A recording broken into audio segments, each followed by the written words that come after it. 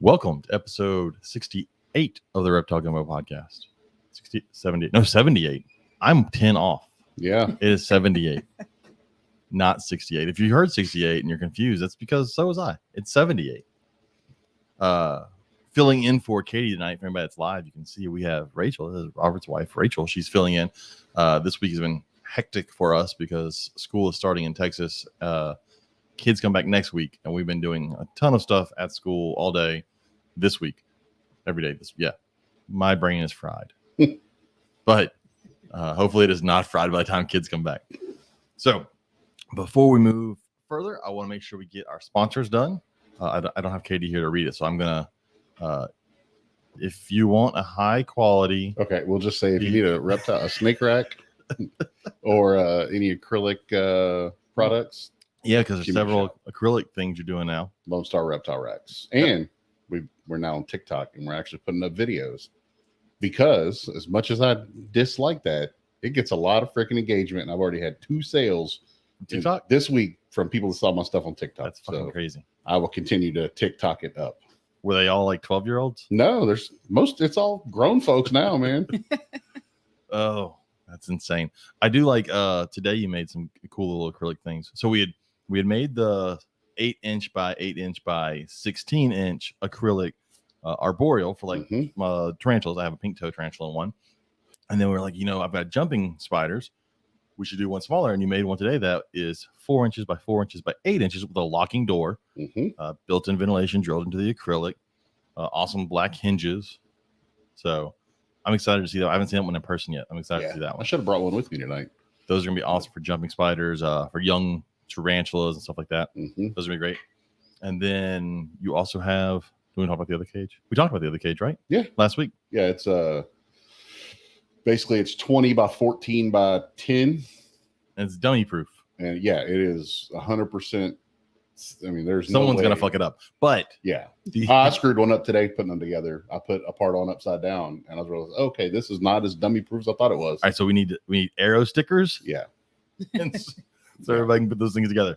But it's great. It's got an acrylic locking front door. It all screws together. It'll be amazing for anything, really. It'd be really great for hots. If anybody wants to get into hots, I'm not saying everybody should get into hots, and we'll talk about that tonight. But because it locks, it is great for something like, or it's great for, a leopard gecko. If you don't want your kids opening the cage, because little kids will get curious and just start opening stuff. Like the first one I built, the prototype, I brought it home. Logan put a juvenile corn snake in it. Great for corn snake. About 8 or 9 months old. And it's been great so far. And it's got a routed out spot underneath the bottom for heat tape.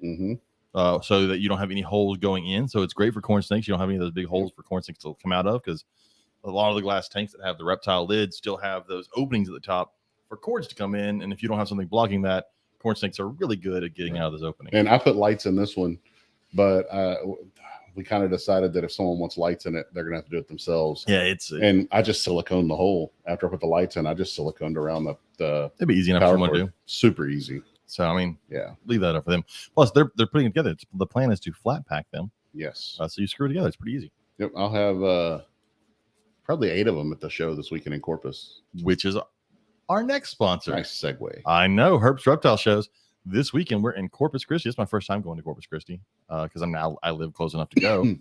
But we'll be in Corpus Christi August 14th, 15th, and then we go over to College Station, Texas. College Station, Texas. August 21st, 22nd, and then Conroe. Man, I feel like we were just at Conroe. There's only 6 shows between the last Conroe and this Conroe. So we were just at Conroe, because that's why it feels that way. Okay. So September 11th and 12th, we were at Conroe. That's the big one. That's also going to be the good one, because if you came to the summer one, people were kind of light on babies. So come to the September Conroe show, and I think a lot of people are going to have way more babies for sale. Then the New Orleans show, September 25th and 26th. Definitely not going to this one. The Pueblo, Colorado show. You're going to that one. Oh, yeah. But I'm teaching, so I cannot drive to Pueblo, Colorado. October 16th and 17th. Temple, Texas, October 23rd and 24th. I can go to that. That's what, like 2 hours from here? 3 hours from here? About 2.5. I really got to learn how far things are from here. And then I'm not going to this one either, because I've been there and it takes forever to get there. Amarillo, Texas, which is Halloween weekend. Y'all will be there for that one. So yes, those are our future Herps reptile shows. Try and make it to one. There's there was 5 shows in 5 weeks, but now there's only 4 because Stafford has been canceled because that fucking venue is terrible. Yeah, they tried to get them in trouble once for a wild copperhead. Yeah, like months after the show. Way after the show. Yeah. They found a copperhead and blamed the reptile show. Yep. As if there are no copperheads in Stafford, Texas. Yeah. So. And it was a neonate copperhead too that probably wasn't even alive when the show happened months before. Also, Wiregrass Exotics. If you are in Southeast Alabama, I don't know why I think about that. I lived there forever. Southeast Alabama, go by Ozark, Alabama to Wiregrass Exotics. I think I heard there's a possibility of them moving. Not from Ozark, but to a bigger place, maybe? I don't know. But I'll find out more. But Wiregrass Exotics, they have great feeder program there, especially if you're anywhere in the area. Their cricket prices are going to definitely beat PetSmart, Petco. Drive there, get them. They got frozen rodents. They got live rodents. So check out Wiregrass Exotics. And then also I'm pointing out our amazing sign again that we got up here from Focus Cubed. I still can't get over. Every time I walk in here, I see that sign on the wall. It's awesome. So I think I got everybody covered. Oh, and then our giveaway. I'll go ahead and talk about our giveaway. Our giveaway this month and last month, it is July and August. We are giving away forceps, feeding tongs, a cage hook, and a field hook, all from Best Exotics, but it is being provided and paid for and given away by Grant Family Exotics, our buddies John and Callie Grant. So again, all you have to do to enter to win that is post a picture of yourself with a reptile, preferably your favorite reptile, if you can pick one, on Instagram or Facebook and put hashtag the Reptile Gumbo Podcast. There's not many entries right now. So right now, like 4 people are really going to have good chances of winning. Yeah. Hey, anybody who is watching through Facebook, if you'll click on the link that James put at the top, the StreamYard.com/Facebook, authorize it to tell us who you are, and it won't show up as Facebook user in there anymore. That's how that works. Yeah, because we keep getting Facebook user, and I have no idea who Facebook user is. I mean, I will tell whoever that said hi to me, but I'm not sure who you are. I can't see your name. Oh, Facebook user. So anyways, I want to go ahead and get our guest in here because this is a guest I've been wanting to have on for a while. Very interesting fellow. I think everybody's going to enjoy this one. So let me go ahead and bring him into the stream. Terry Heuring of Dixie Reptiles. How's it going, Terry? It's going great. Hi, guys. I've wanted to have you on here for a while. Robert and Rachel just recently met you, two Slidells ago, right? Yes. Mm-hmm. I think so. Yeah. But I've known of you for a long time because I grew up in Alabama, and I've been to what used to be your show, the Dixie Reptile show in Birmingham. And so I knew of you then, and so you've got a lot of really interesting stories that I'm sure we will get to throughout the night. But I do want to hit on the show real quick. You don't do it anymore. We talked about that before. You don't do it anymore. You are retired from doing that, which I imagine took a lot of stress off of your life. It did. I did offer Repticon to take over their Atlanta show and kind of straighten up their people and organize their show for me, and they declined. So, Go figure. And of course, we'll leave that one as it is. Now, I do work. I have business cards from Mickey Meyer with Show Me shows, and I have a very small position with him just as a quality assurance person to keep the right vendors in there and the wrong ones out. And that's my job. I've heard those shows are pretty good. And I've heard that from Sean from Herps Reptile Shows. He says that Mickey runs an amazing show. He does a good job. Him and Sean they're my 2 favorite shows. Those 2 guys do a great job. They're vendor orientated, and they're people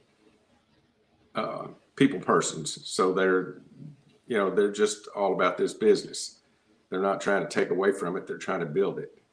Both of them do a great job. So I can't say anything negative about either one of them.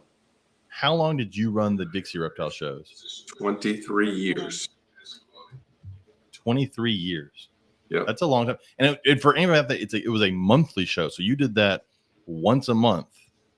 Correct. When we started, it started out as a monthly show. I probably stopped doing monthly about 2 years before I threw the towel in. It just got to where there were so many shows around me that I just couldn't make it work on a monthly basis. Yeah. Well, that's the trick, because you got to get enough vendors in there, and they have to have enough supply to make it worth people coming to the show. Exactly. But I had a long run, and my target date was to make 20 years. That was what I would have been comfortable with, to say I succeeded for 20 years in business, which I did and surpassed that. So that was my personal goal. And so now you vend, and you come in and you vend the Slidell Herp show. It's got to be so much more relaxing sitting behind a table than having to worry about stuff on the other side of the table. It really is. I don't have to put up with any of the nonsense, and I don't have to take the complaints. So let the younger guys have it. I'm good. I couldn't imagine. I mean, having to get enough vendors, everybody. I remember going to it. There were two places that I went to at once. I went to it one place, and it was like downstairs on UAB's campus, I think. Yes. Well, let's see. That? Yes, that would have been the North Hall.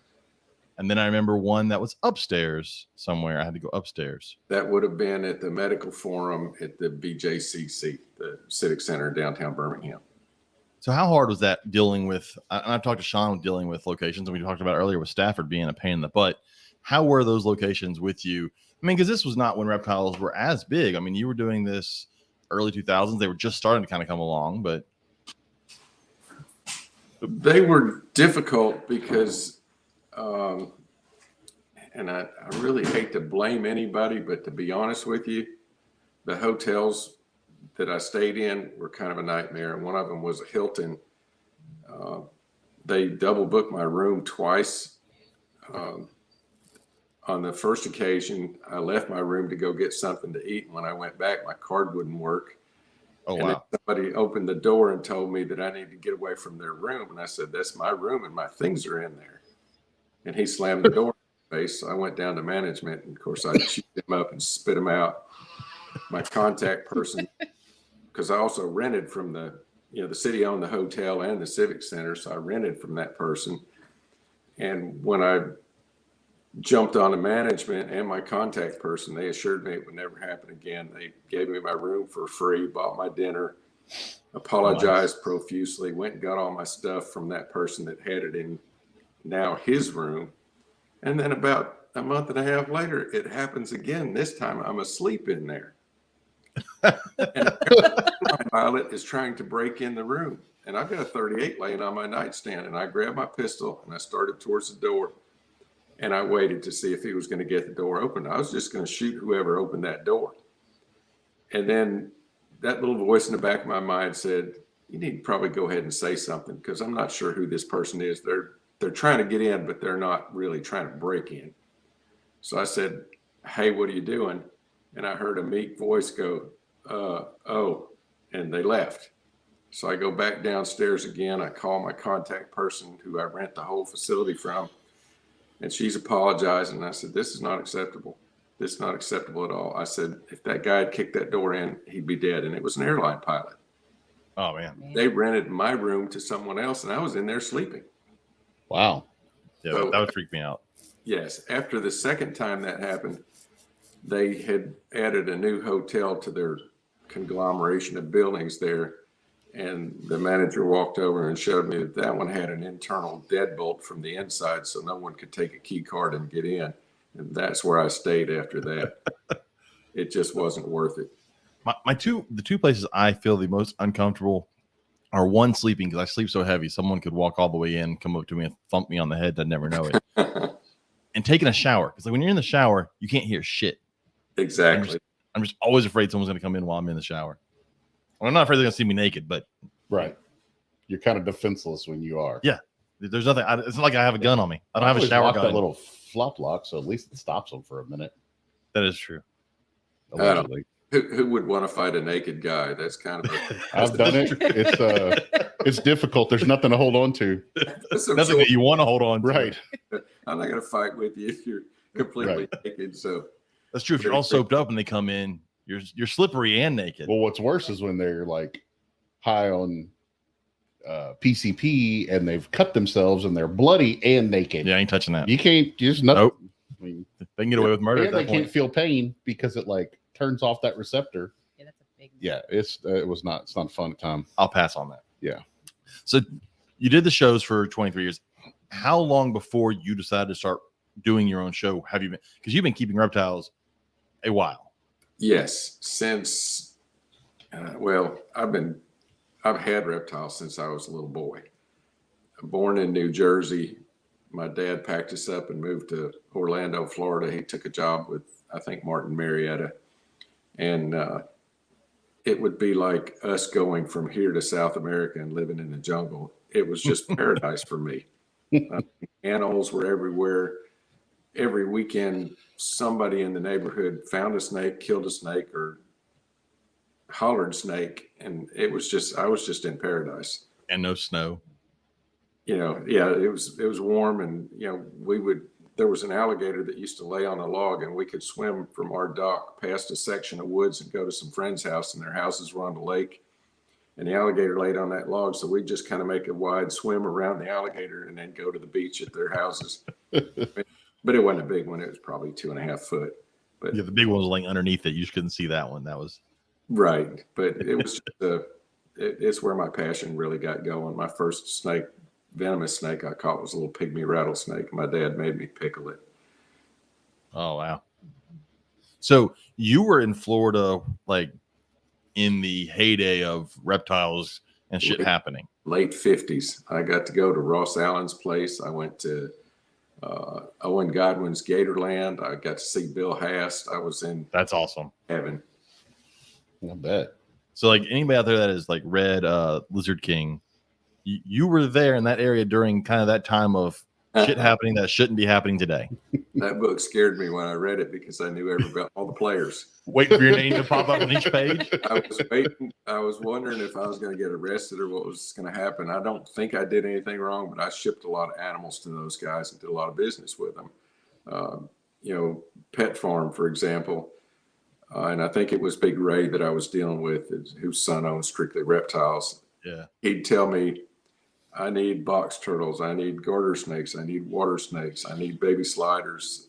One time he wanted 500 Eastern newts. And I said, why? And he said, we got a big order for him. Can you get them? And I said, sure. So we seined a few ponds and got him 500 Eastern newts and shipped them down there. Whatever he wanted, I could get it. I was having a ball. I worked second shift, and I broke Madison County up into 4 sections, and I would hunt a section each week and make a shipment about every 3 weeks. That's crazy. Because just the thought of that now it makes me very nervous, because you can't touch pretty much anything anywhere anymore, and definitely can't like ship it anywhere. So the thought of you just going out and collecting just mass amounts of any of this stuff back then is just crazy. Well, it was, but for example, the baby turtles, when he'd say, I need 100 baby turtles in the spring of the year, I could get 1,000 baby turtles, but I didn't go catch 1,000 and send them. I just sent what they wanted. And I'll bring this up as a point of interest for the whole reptile community and the fish and game departments in the state. With the onset of reptile shows and captive breeding, there are very few true field collectors like myself. We're dinosaurs. Yeah. There's a lot of people out there taking pictures, and there's a few that are very talented, but nobody takes anything anymore. I don't take anything on rare occasions. We went out to West Texas. I brought back a pair of Trans-Pecos rat snakes because I'd like to breed those. I never have. But to take everything we found wasn't worth it, and that wasn't my purpose. But, back in the 70s and 80s, I would have collected everything I could get my hands on and sold it. And so pretty much everybody else did the same thing. Darren Watson asked how you kept all these animals at the time. When you're collecting, do you keep them in cages, or are you keeping them in like large outdoor pens? How's that working when you're collecting these large amounts for orders and stuff? Outdoor enclosures. The joys of living in Florida. Well, now I was in Florida at that time. When I was shipping to Pet Farm, I was living in Alabama. Oh, okay. I grew up in Florida, but we left there when I was probably about 10 and went up to Virginia, and then bounced around from Alabama to Virginia, back to Florida. And then finally my dad settled in Alabama. And that's where I really did most of my field collecting, was in Alabama. And he was a big factor in that too, because we had went out to Wheeler Wildlife Refuge, and the baby turtles were hatching, and he and I both netted turtles, when I was in school. and I took them to school and sold them. That's what got me started. Just imagine like opening his backpack and going, "Want a turtle?" I had one of those windbreakers with a zipper pouch, and I could put a half a dozen turtles in that pouch and sell them all. Oh my God.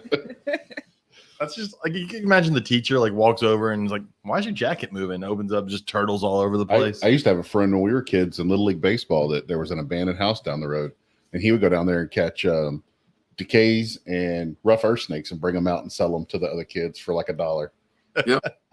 The odd thing about it was the principal finally got wind of who was selling the turtles and told me I had to stop. And 2 or 3 teachers had already bought turtles, and I charged them more because they were willing to pay more.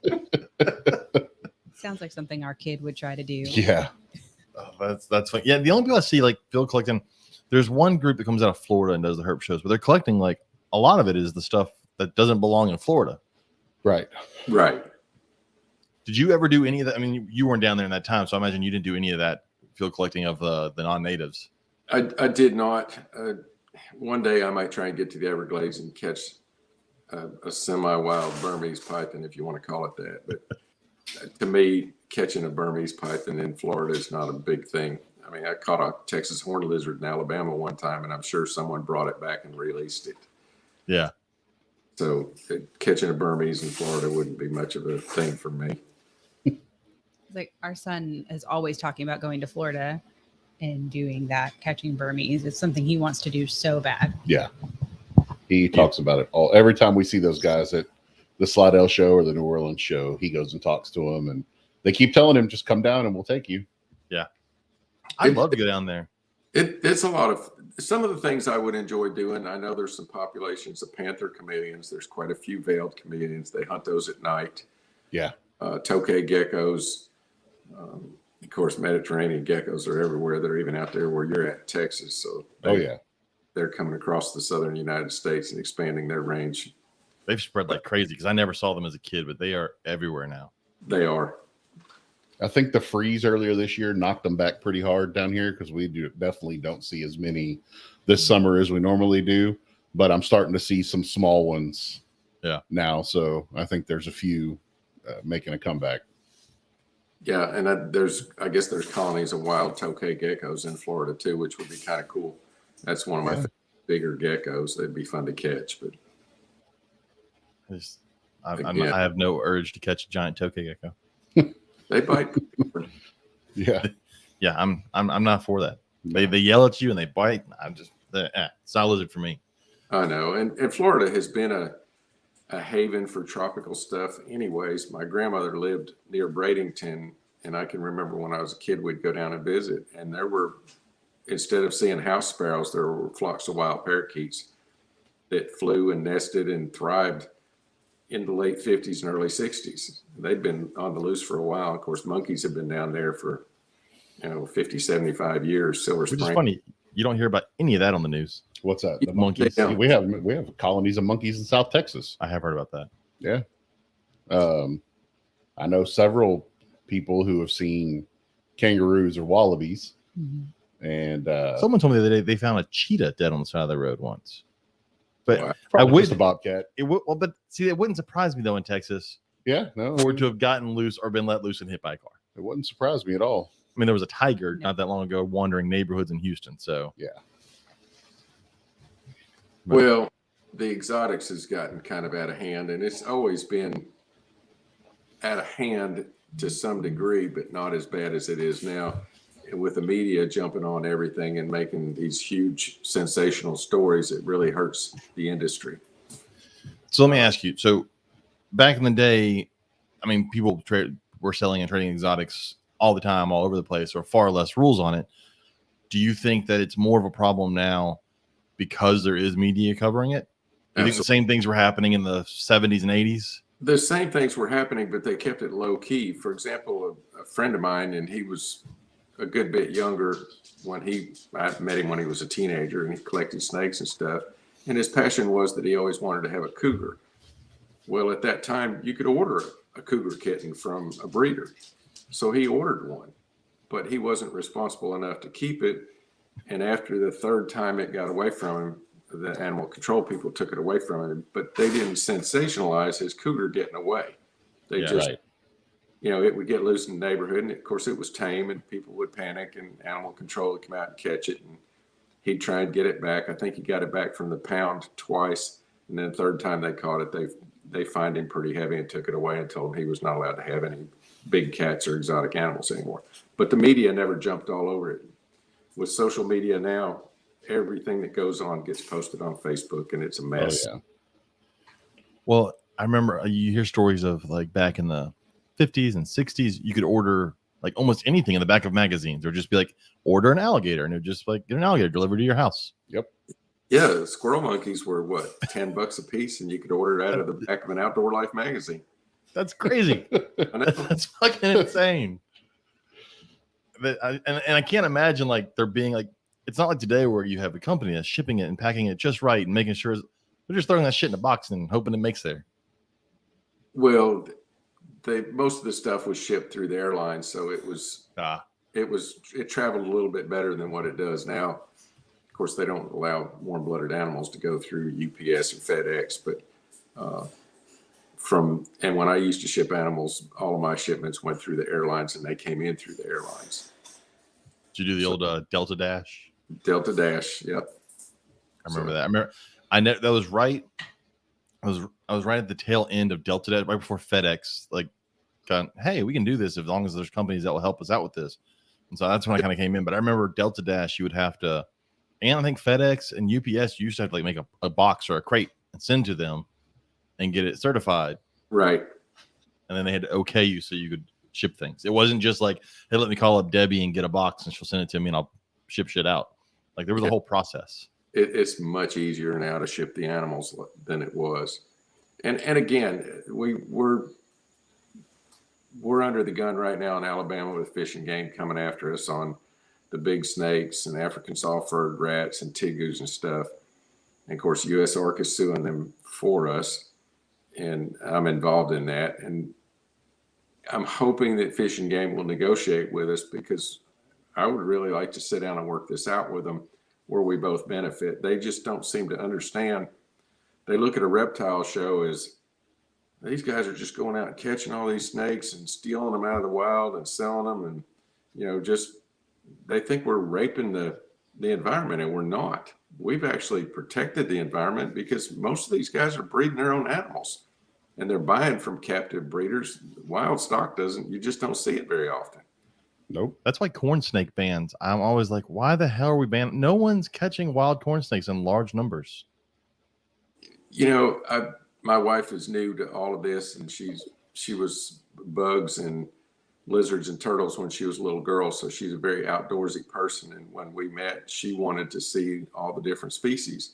So for her, it's a bucket list to catch this or to catch that. But yeah, I have a wild caught corn snake. The very first one she caught, it was a juvenile female. And I told her, I said, since it's a female, we'll bring it home and breed it to some of our other stuff and have some wild stock. But we don't go out and catch 20 or 30 corn snakes or, you know, hunt them. Yeah, I still have a few places where I can flip 10, but, you know, we don't take them. We just take pictures and leave them there. And that's the general consensus. A lot of these people, when we were out in Texas, most of those guys were just taking pictures. Now they'd keep a gray band if they caught it, because that's the holy grail in Texas. But most of the time they wanted to photograph the animals and release them, put them right back where they found them. That's what we So do. the pressure is off the animals. Fish and Game really doesn't, we're not threatening them as much as we did in the early days. Yeah. That's one thing I think, you know, people, some of the more purists when it comes to reptiles talk about how morphs have ruined this or that. That's one of the areas where I think morphs and animals have kind of helped.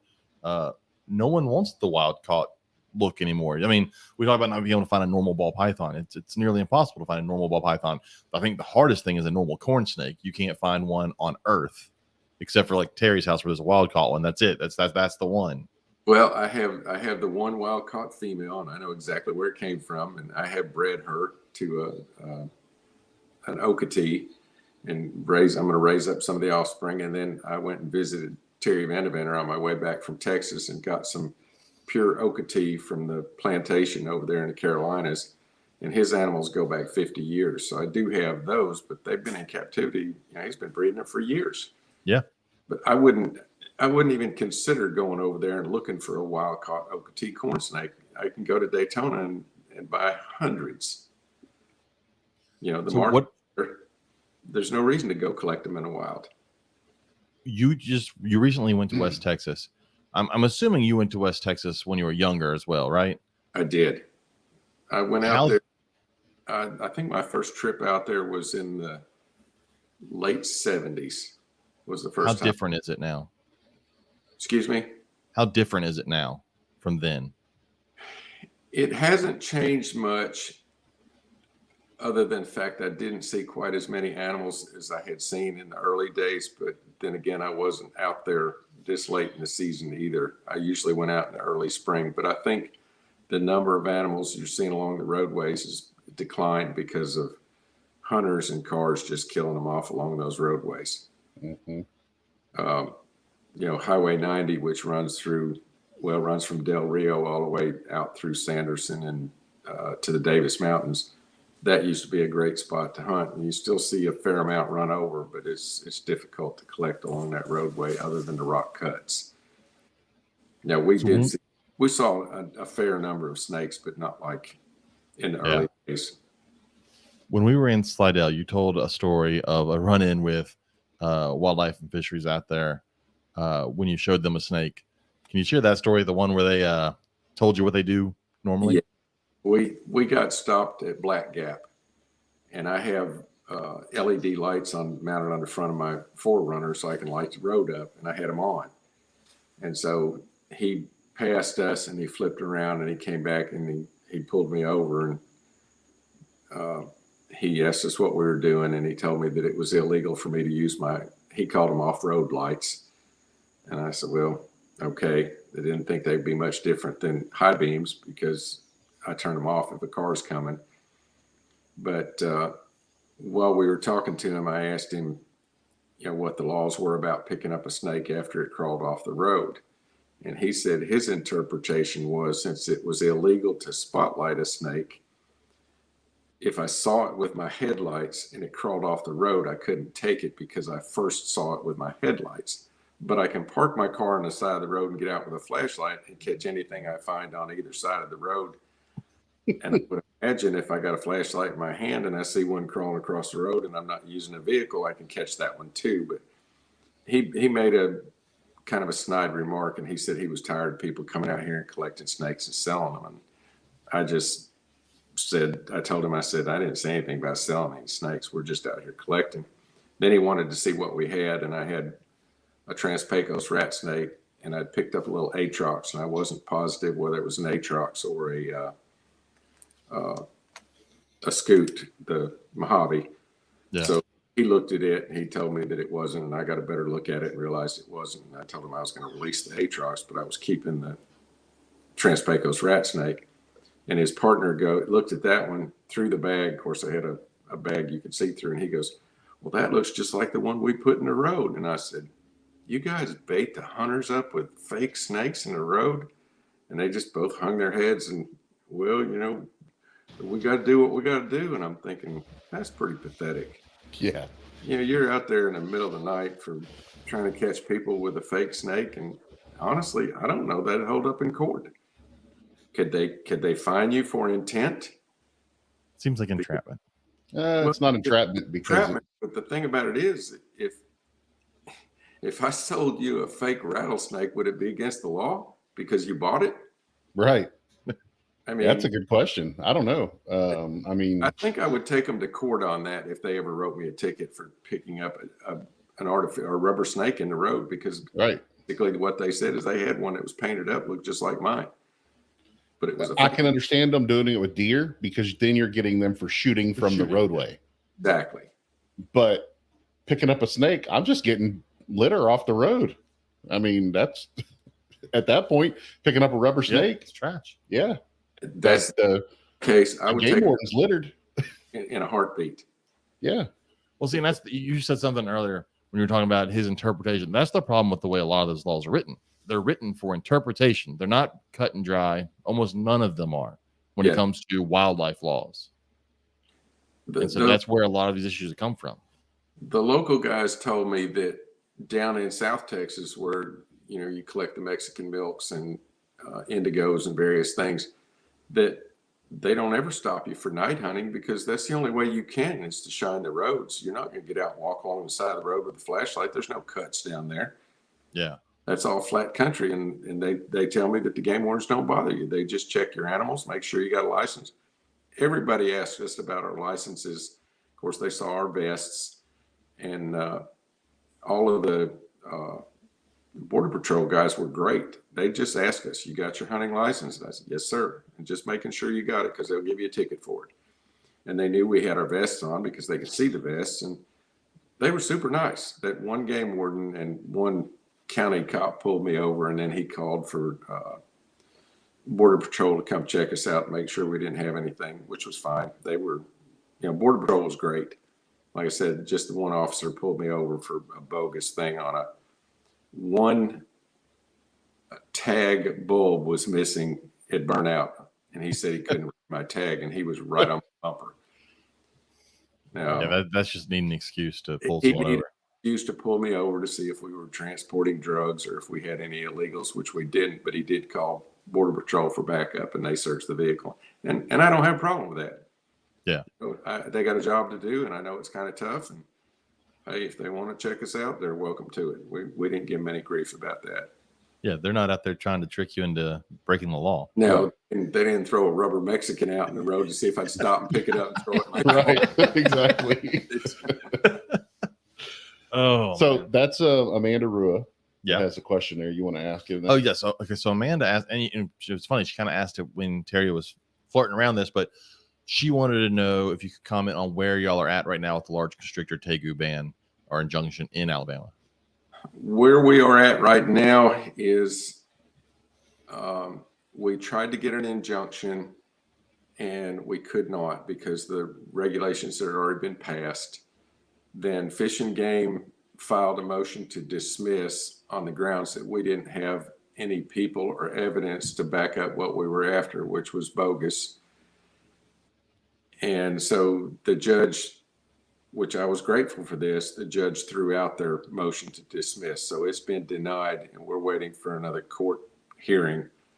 And I'm hoping that they're willing to negotiate with us. That's what I'm hoping for. And I'll try and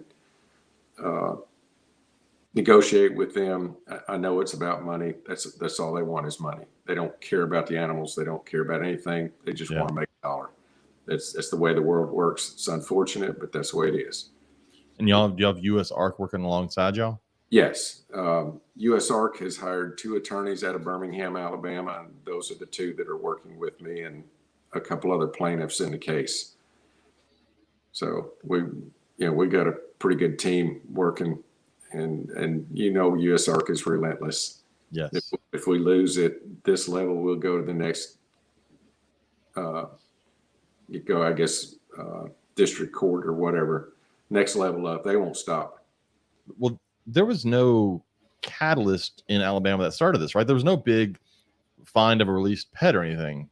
This came from other states, didn't it? What they did is they looked at Florida and they said, and I'm going to be sarcastic, they're lazy. So instead of writing their own regulations, they just look at what Florida's doing and go, well, we'll just do what Florida's doing. We'll just write what they wrote. And basically that's what they did. And when I questioned them about it before these regs went into effect, I said, so is there a problem with African soft-furred rats in Alabama? And I'm speaking with a non-game person. And they say, no, we don't have a problem with them. I said, so why can we not have them? Well, they're injurious. Well, injurious is has a broad definition. Cows, chickens, goats, anything that was brought over this country is injurious. And my problem is they didn't do an impact study. They knew nothing about the animals.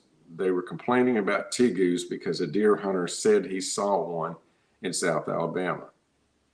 And our response to that is deer hunters see Bigfoot, mountain lions, alien spaceships, and whatever is, they might see the next morning after they've been hung over or something. Yeah, they're not a biologist. Right. And they don't have any proof. They have hearsay, and that doesn't work in a courtroom. The judge won't buy that. So we're putting our ducks in a row, and we've got documentation, and you know the numbers are there. There's shows in Alabama. They're going to hurt businesses in Alabama if they shut the shows down by taking away the things that other vendors from out of state would want to sell. I mean, that's what kind of ruined Daytona. That's why, I mean, Well, Fish and Game came down hard on Daytona, and I was one of the ones that came down hard on. I didn't appreciate it at all. I quit buying a license in Daytona for several years. I would go down there just because, you know, I'd hang out with my friends and stuff, but I didn't vend anymore or spend any money with them. I just didn't want to give them my money anymore after they treated us all like criminals. yeah. You know, Tom Harbin, he's a veterinarian. They did the same thing to him. They searched him like he was a drug dealer. I mean, we're inside the Oceanfront Civic Center. Why would someone come in with Burmese pythons and hide them under a table? There's no place to secure them. They're either in a bag or a box. Yeah, it's a very public venue when that place opens up. It would be pretty stupid. You'd have to be the dumbest of the dumb criminals to bring a bag of Burmese pythons into a show like that, knowing Fish and Game is going to check, and knowing that you bought a license from Fish and Game to sell reptiles, and they have the right to check you.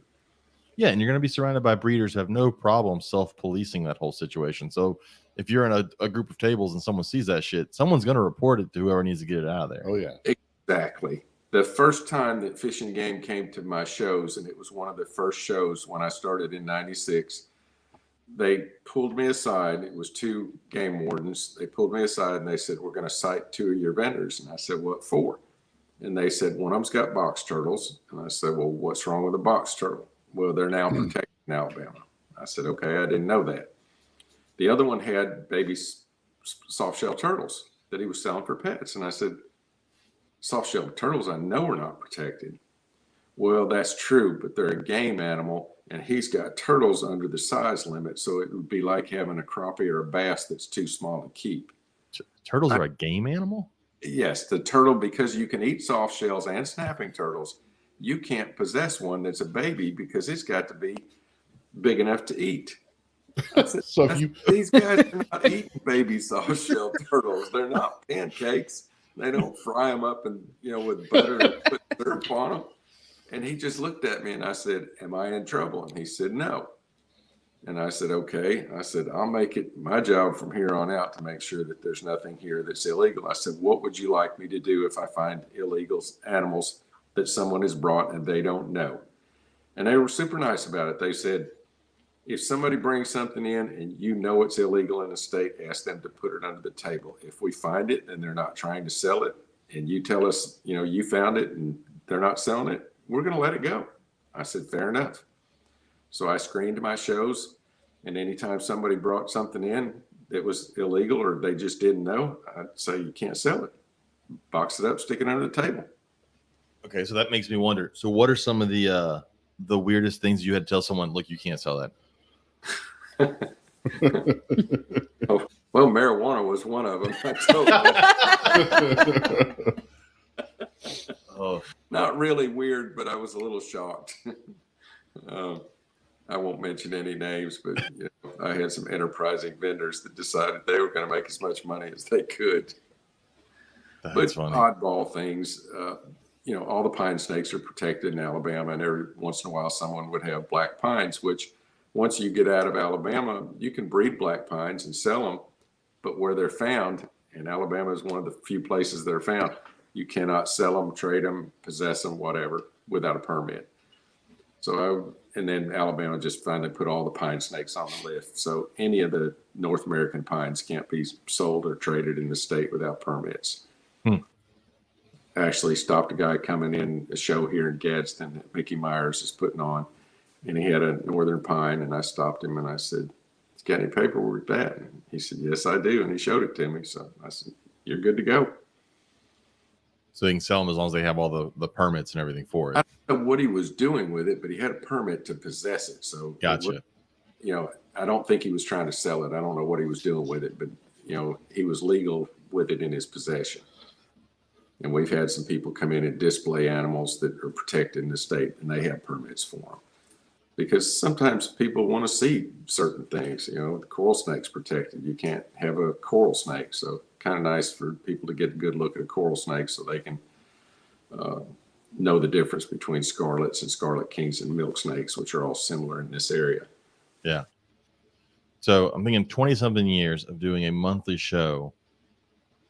There's got to be some crazy stories. I've got to imagine what Fish and Wildlife came to you more than those two, though, that time They with an set issue. a sting operation on me. Several years later, we were actually over at the university. And what had happened was that someone had gotten busted and gave out my name and said that I was the one that was, if you came to the Dixie Reptile Show, you could get anything you wanted in the way of venomous snakes, which is not true. I put a stop to it when the state passed the laws that, and I didn't want venomous there anyways. Now, what they did in the parking lot and stuff, I didn't pay much attention to until they started passing the laws. And then I realized that most cities have an ordinance against dangerous animals, and venomous snakes fall under that ordinance. So any city can enforce it. So I just put a stop to it completely, but they were always trying to sneak them in. And then somebody got busted in Tennessee. They gave out my name, and Fish and Game set up a big raid on me because they thought they had something. And they investigated me for 6 months. And I knew this because the sergeant that came in left his notebook laying on a vendor's table, and I got to see all my entries in his notebook for the past 6 months where he was checking me out, which was fine. Yeah, I thought it was great because I had all of his information on everything he'd been working on for almost a year. I didn't give it back to him either. Took it to I brought it to my attorney to see if there was anything in there that he was doing that was illegal, and he said, just throw it in the garbage. So that's where it went. And when he walked in the door, his undercover guys were standing in the hallway. I was actually talking to one of them, and he didn't realize I knew who he was, but we knew they'd been in there for quite some time snooping. And before they came in, one of my police officer buddies, we always let the officers in for free, he comes walking in and he said, "You fixing to get busted for something?" I said, "I don't know why." He said, "Fish and Game's suiting up like a SWAT team out there in the parking lot." I said, "Oh, man." So when the sergeant comes walking in with his guys, he flips his badge on me and wants to know if he's got to pay to get in. I said, "We don't ever charge any law enforcement, and you guys are part of it." And I said, "The only thing I'd like to ask of you is before you write any tickets, let me see what you're writing so that I know you know what you're doing, because there's a lot of animals in here and you may make a mistake." And he agreed to that. And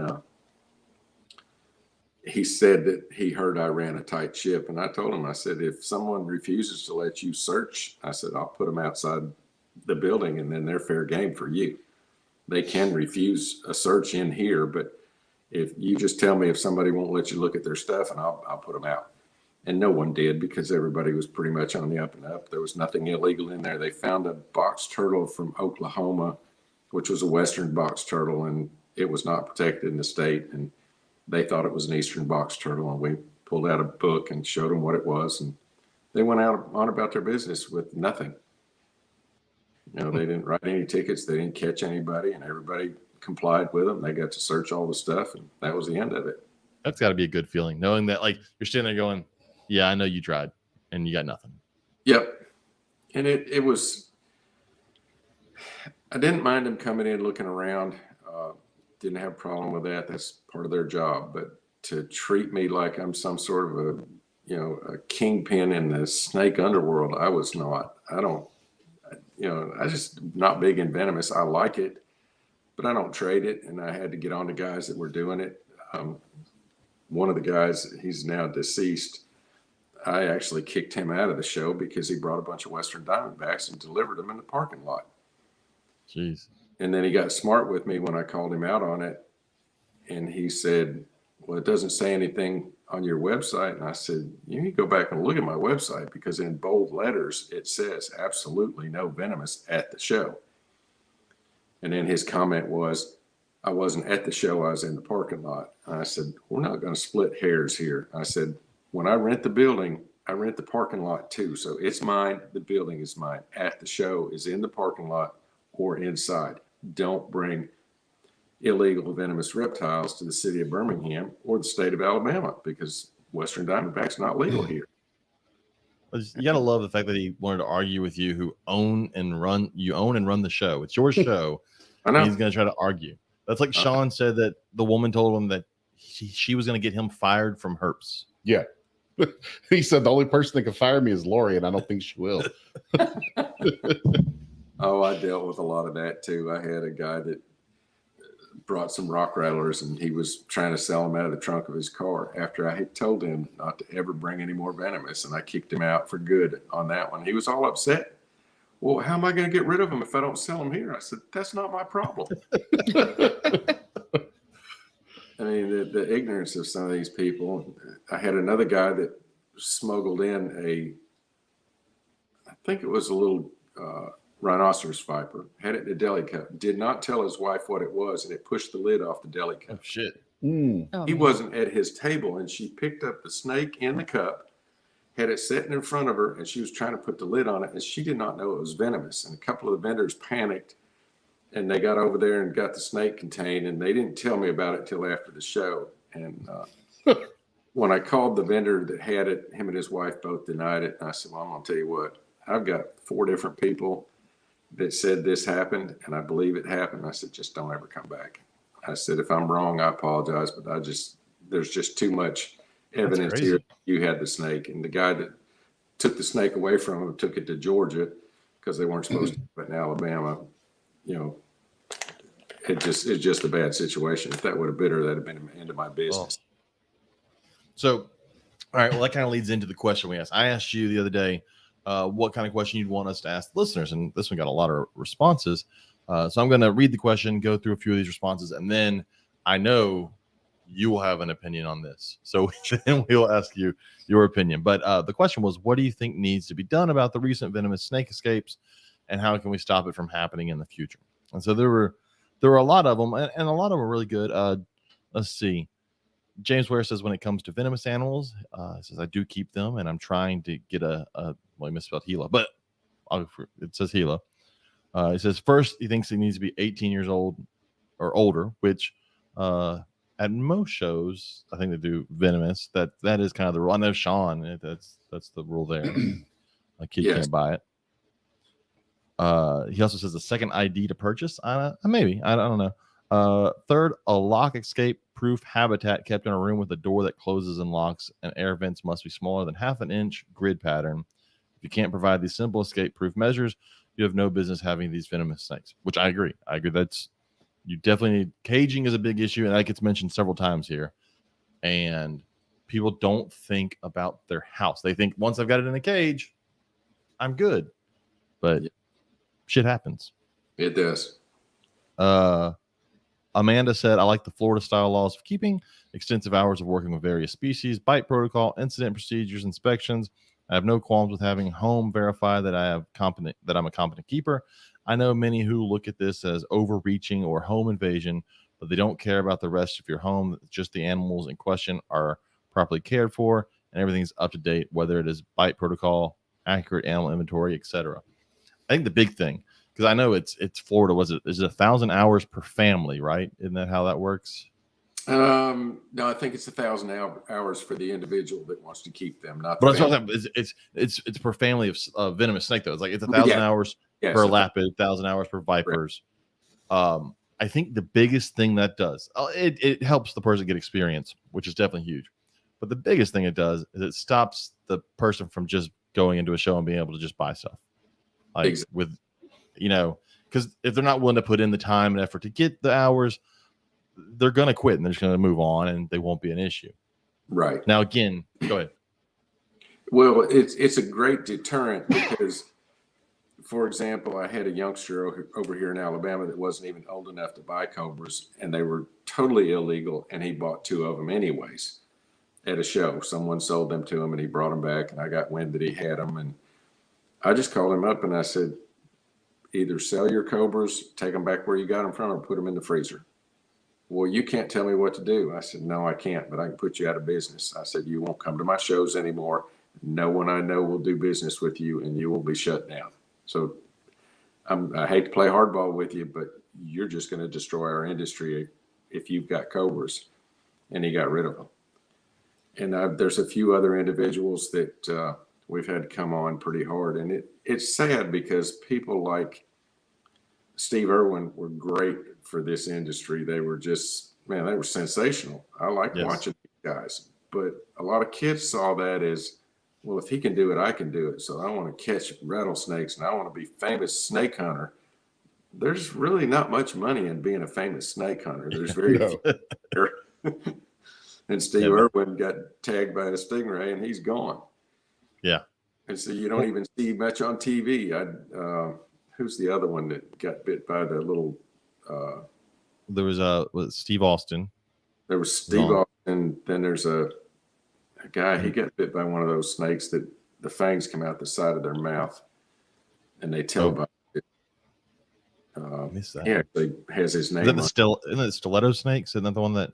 Stiletto snake. He got bit by one of those, and it was an ordeal with him in the hospital. I can't think of his name, but he was pretty famous. But you don't see much of that anymore. And some of the kids that I know that have come up in this industry, you know, watching Steve Irwin tail all these snakes, that's what they wanted to grab them by the tail and be famous. Yeah, that's the problem. Yeah, you can't make a living working with venomous snakes. It's a dangerous job. Well, I always tell folks when it comes to Steve Irwin, it's a completely different human than most humans. Like the way he did stuff, I think drew a lot of people into the hobby. Most of the people my age loved him and watched him. The problem is there are a lot of people out there who just watched it and weren't smart enough to make good decisions. Exactly. Like, I could go do that. I mean, I look at a lot of things on earth and I'm like, that's cool. I don't go, I can do that. Right. Like, I'm like, everybody has to learn the lessons hard way on occasions. You don't have to learn the lesson the hard way all the time. And dealing with venomous snakes is a hard lesson when you get bit. Oh, yeah. Well, and it's obviously, and I want to make sure I say this, not all snake bites, obviously. Venomous snake bites by someone who owns a venomous snake is mishandling and all that. Accidents happen. But there are a lot of folks that get bit because they should never have been in that situation in the first place. And it's very selfish of them because those bites 100% affect the rest of the hobby. I don't care how much they go, well, it's just me at my house. Well, you at your house have to go to the hospital or there'll be a news story on you. It 100% affects everyone else, which we'll get to that in a minute, someone affecting everybody else. But Ashley Howdy said, the more it's talked about, the more momentum it gains, typical social media news these days, which I agree. The more, but I think the more we talk about the fact that we don't accept it as a hobby, the more I think that needs to be heard as well. I think podcasts and other people on social media talking about how it should not be socially acceptable to do the things like, you know, having a cobra in your driveway and recording it and putting it on TikTok. That should not be done. Right. And so Ashley says she's for proper permits, education time, and mentorship, very similar like Florida. However, there are people that feel that they are above or around the rules. That is the battle along with human error. And as much as we talk about permit systems if done correctly would be great, and what Florida's doing is okay, it's a lot. I compare it a lot to guns. There's gun laws. Exactly. And a lot of times the people shooting people are not following the gun laws. It's not like the people following the gun laws didn't shoot people. Yep. And I relate it to the guns. And in order to get a hunting license in Alabama, you have to go through a hunter safety course.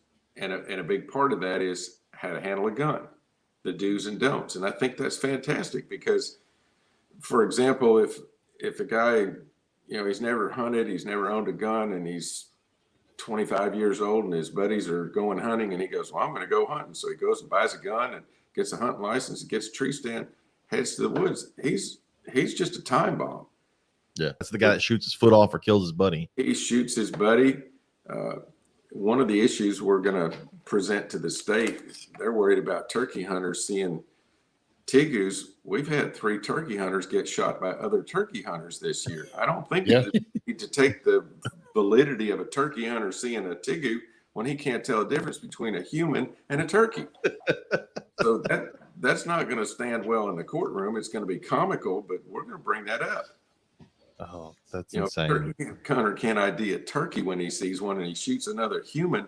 How in the world are we going to believe him when he says he saw a tegu? Right. Yeah. Because I've been a hunter my entire life, and those are some of the last guys I'm going to believe on what they saw in the woods. I've had them tell me they've seen timber wolves in East Texas and black panthers in East Texas, and yeah. And then they go out and shoot a 2-year-old deer and say, "Oh, I thought it was a mature buck." You know, same guy. I've hunted and fished my whole life, and I've listened to these stories. I owned a taxidermy business. Probably heard every deer story there imaginable on how they killed it and what happened and what it did. And I've heard some of the dumbest stories too. I mean, one guy told me that he fell asleep and a fawn was sniffing his gun barrel. And I kind of looked at that and I said, okay. And he continued to talk. But when he said that the doe got to looking around for her fawns and she stood up on her hind legs and screamed for them, then I knew it was full of crap. Listening to his story. Yeah. Another guy told me he grabbed a deer by the leg and wrestled it down when it walked by him. He was sitting by a rock and the deer walked close enough for him to grab it by the leg. I've had my hands on a few deer. They're more than a handful. Oh, yeah. Yeah, you're not just wrestling it to the ground, throwing it in a headlock. It's pretty tough. No. Oh. Lavissa said, what I would love to see happen, but probably won't, is the community as a whole blacklist people like that. And much more extensive vetting of people who are buying these animals, the ones that can be dangerous in the wrong hands. The sellers need to vet buyers thoroughly, proof of setup, security measures, maybe even references from who mentor them through their venomous training. So I've heard people like this before, and then you hear the other side go, well, it's not my job to do that. I'm just selling a snake. But the more this stuff happens, the more I think, no, it is your job. Like, yeah, it's going to put more on a seller. We need to police our own groups just like I do with people selling poor quality animals. I won't let it happen at the shows that I'm over, and at my show, I would not let them sell. You know, I kicked a guy out that used to buy B grade animals from one of the dealers in Florida and sell them. You know, iguanas missing tails and toes and B grade quality animals. I told him, you can't vend here. It's not acceptable. And if we don't police these venomous guys, we're going to have to do the same thing. I'd like to see somebody come out with a good series, and I'm looking at you, Robert, some nice venomous cages with good locks on them and double screens where a snake can't run its fangs through a vent or anything and bite somebody by accident. We're working on it. Okay, good plan. That would be something that you could push, and I'll certainly push it for you because I know a lot of guys that love their rattlesnakes. But yeah, you know, one of my best friends, and I told him several times, I said, if a canebrake ever bites you, you're going to be real careful from after that. And he had a critter keeper with a little juvenile canebrake in it, and he went to pick it up. And you know how the top is flat and then it grooves down and it's got those long grooves? Mm-hmm. He picked it up by the sides and the snake bit him through the grooves and sent him to the hospital, scared his girlfriend to death. She thought he was dying. I'm not gonna lie, I get nervous at shows with all these venomous and deli cubs with air holes. Like, I mean, obviously I'm not saying get rid of the air holes, but it doesn't take much. It doesn't. I mean, they're always looking, it's like a mousetrap. They're always looking for an opportunity to get you. If you keep touching the bait spot on a mousetrap, it's going to snap your finger. Yep. You know, you might do it 100 times, but 101 is going to get you. And it's just, you really have to take a lot of caution with venomous. I've worked with them over the years. I still do safety meetings with live venomous because I want people to imprint on a live rattlesnake. I want them to hear it, see how far it can strike. And I work with the animals. I've done it for years. And they're really dangerous. They're not something that you need to run out and get and stick in a 10-gallon aquarium with a screen lid and a couple of books on top of it. That's pointless. Yes. And I like that. So it's a double-edged sword here. I like that they're sold at shows. Mm-hmm. One, I like the fact that someone can come in and see these animals that they'd never see anywhere else. And that's really cool.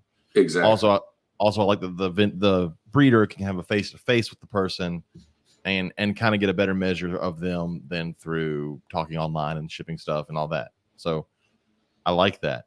But there definitely has to be more on the vendor or breeder than just, well, they had the money. Yeah. Like it can't happen that way. You know, you can't be driven by the dollar. Your customers have got to know what they're doing. And back years ago, I used to sell venomous and I quit. I have a real good friend that's, we've been friends for over 30 years. And in the early days when I was selling Venomous, he said, do you think this piece of paper, this waiver that I wrote up for you is going to protect you if someone dies? And I said, well, it's supposed to.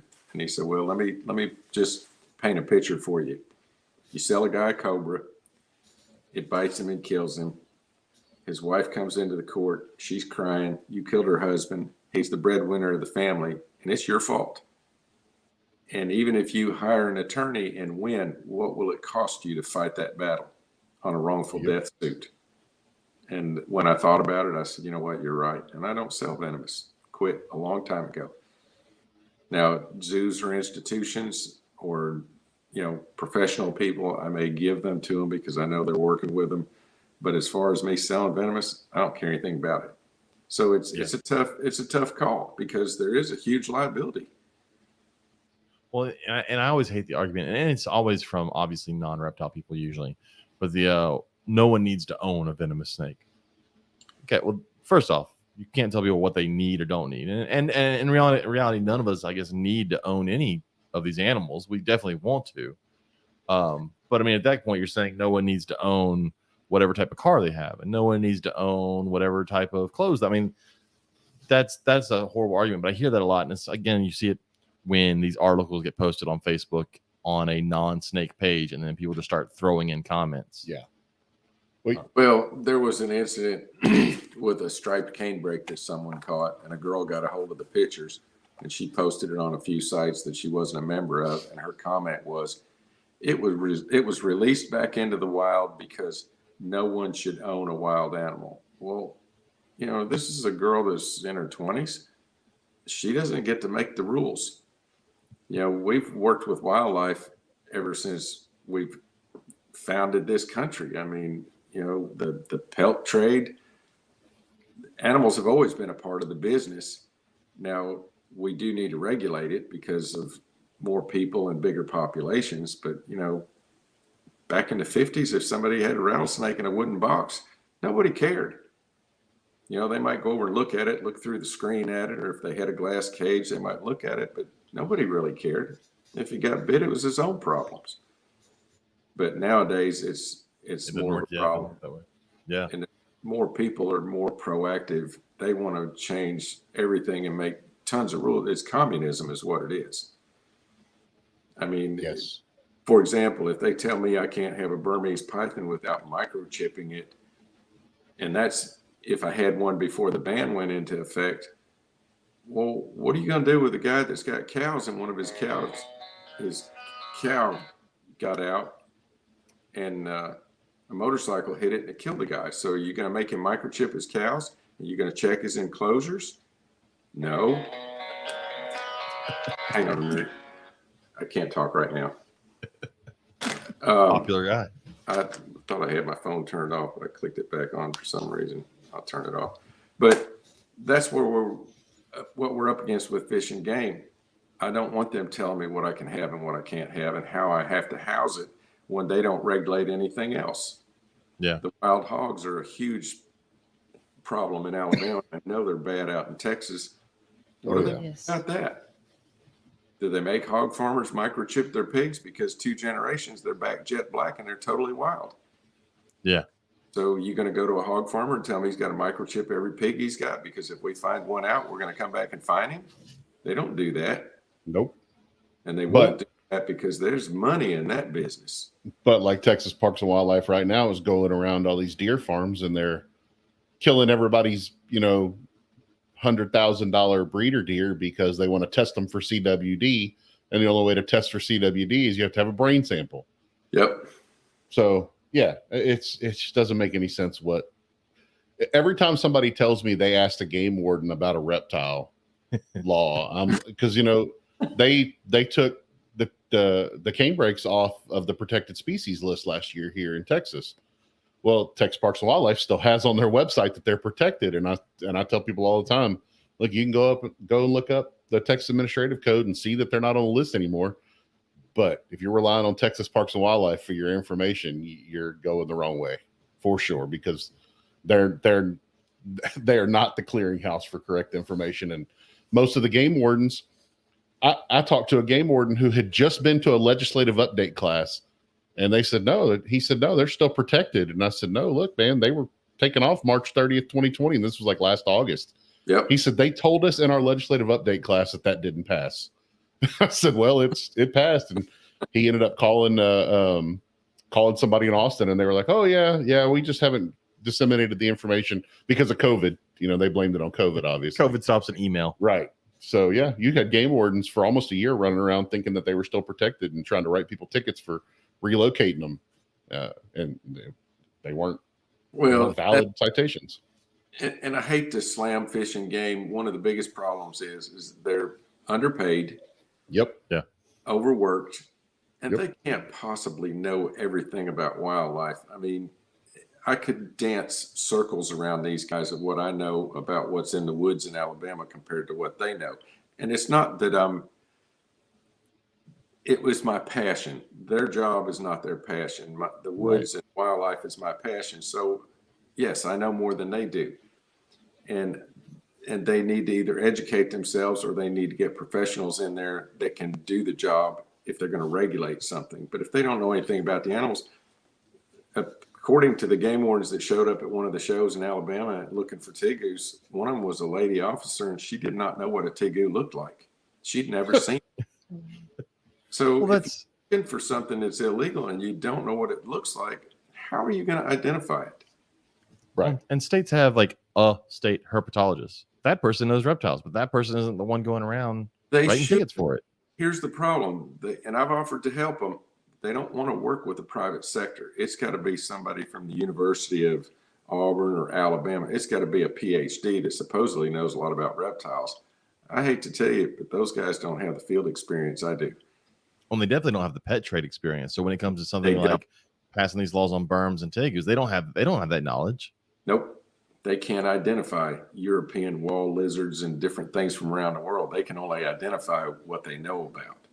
So I could throw a berm and a African rock right there, and they'd have no idea the difference. Exactly. Albino Colombian rainbow boa. That looks a lot like an albino Burmese. They'd confiscate it if they found one. If nobody said anything, they'd take it. That's a Burmese python. Well, like I said, when the guys came to my house because of the damn carpet python, I said, all right, these are sand boas. And their first thing, those are boa constrictors? Like, no, they're sand boa. They're not even close. Like, I mean, calm down, guys. Well, I got into a little argument with a guy yesterday in the snake ID group because he said, we need to ban all pythons. And I was like, so you're worried about like a children's python getting loose and going out and wreaking havoc? That 3-foot snake is horrifying. Right. I have one, and she's a bitch. Right. But I named off about 6 different pythons, and he said, well, just the dangerous pythons. Okay. So let's also ban all dangerous people. Right. So that's all of them. But I went to his page and saw pictures of his cat out in his yard. Fucking cat. And I said, well, that says enough. That's all I need to know about you, man. You're not even worth talking to. Yep. And that's the whole thing. What are you doing? You're worried about protecting the wildlife, so they say. Mm-hmm. Feral cats are doing a tremendous amount of damage. They are the worst.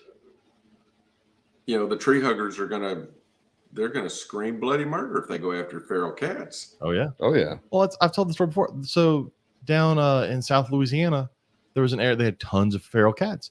They went out and they caught all the feral cats, fixed them, and let the motherfuckers go. I was like, you did the hard part. Yeah, they call it TNR. Don't let them go. Release. You fucking did the hard part. You had them. Yeah. Adopt them out. It just blows my mind when the commissioners changed positions at our job. Our secretary, who was gone, had a cat, and it had bred another wild cat, and it was at our office, and there was kittens running around, and the new commissioner came in and he said, I want these cats out of our shop because they're making a mess. They're not doing any good. And I said, oh, can I take care of that problem for you? And he said, sure can. So I went to Tractor Supply and I bought some traps, some live traps, and I had cans of cat food. And there was a lady behind me, and she saw what I had in my hand, and she goes, are you going to trap house cats? I said, yes, ma'am. And she goes, what are you going to do with them? Kill them? I said, that's the plan. She goes, we rehabilitate them. I said, I don't want them rehabilitated. Right. Well, we'll take them. We'll come get them for you. I said, no, ma'am, it's a county facility. You can't come on the property. Well, we'll see about that. And I said, I'm telling you, you can't come on the property. I said, you don't even know where I'm going with these traps. Well, is there any way I can talk you out of it? And she's arguing with me while I'm trying to check out. And finally, I said, look, ma'am, I don't mean to be rude, but this conversation's over. And she goes, well, God bless you. And I said, well, God bless you too. And I walked out the door with my traps and I caught the cats and disposed of them because that's what needed to happen. They were basically Right. wild. Well, that's the thing. Everyone's cool with going down and shooting every Burmese python in the Everglades. And I'm cool with that too. They don't belong there. But the moment you say kill that cat that no one can fucking touch, it's feral, you can't get near it, Yep. they lose their shit. There's a dead end street here in town that apparently there's a lady that feeds about 30 feral cats down there. A net gun will take care of And that. they say if you drive down that dead end street, she lives down there, she will come out screaming at you, don't touch the cats, leave the cats alone. I mean, she is crazy about these freaking 30 cats. Can you imagine what 30 or so cats are doing to the There is not a lizard, snake, or bird anywhere in that area. Nope. Now, they kill for fun. Yep. Yeah, I always say they're serial killers. If People they are were always people, like, we'd lock them up. My snake was playing. My cat was playing with the snake and brought it into me. Yeah, after it chewed its head off and killed it. And for fun, it didn't eat the snake. I was like, I was trying to feed you. Think you're a Right. bad hunter. Fucking Yeah, Like, I have no problem with indoor cats. You want to own an indoor cat, more power to you. And I have seen like some people they build those outdoor like The cat catios. pens. They call them batteries now. Yes. Yeah. Yeah. And That's where cool. It needs to go. It needs to go that way because, for example, I worked for the Madison County Commission, and we issued the licenses for dogs. And I asked our secretary, I said, well, is there a license for cats? Well, no, they don't have to be licensed. And I said, a dog has to be licensed and kept contained, either fenced or chained or in your home. But I can go buy a cat and I don't even have to buy a license for it. I can just turn it loose and it can run at will. Well, that's what cats do. I said, I fucking hate that. Right. I fucking hate that. Well, that's the cat's job. Doesn't have Yeah. a fucking job. Doesn't have a W-2. Like it's not Right. paying taxes on this. The shit needs No, to. I agree with that 100%. Like, no, my cat's job is to sit on my lap and make me happy in your house. in That my is house, fine. which is where she stays. Darren Watson posted. He said they're talking about killing feral horses in the Midwest. And he said people will flip their shit if that happens because everyone loves Mr. Ed. So you Yeah. can't kill the feral horses. But if they're doing damage, then they don't belong there, and we put them there, which is how they got there. Mm-hmm. Then we have to take care of the problem. Well, that's the way I do. The same way with deer. The insurance companies go nuts over the deer population in Alabama because more cars are damaged and more claims are filed because of deer collisions. And what does Fish and Game do? They limit the number of deer we can kill. What is your purpose here? Yep. You destroy their habitat, and I had this same argument with one of the game wardens. I said, you want to protect the eastern box turtle. I said, what did you tell Walmart when they wanted to take 100 acres of habitat and turn it into a parking lot and a super Walmart? Did you tell them that they had to relocate those box turtles, or did you just turn a blind eye and let them take their bulldozer and kill everything on that property? Well, they just start stuttering because that's exactly what they did. Yeah. If I go to Birmingham or Montgomery and say, I'm going to put up a Bass Pro Shop and I'm going to buy this 500 acres and I'm going to drain the swamp and I'm going to put All they see is the tax money they'll collect from that. Oh, that's great. You're going to create jobs. You're going to improve the city. You're doing all these great things.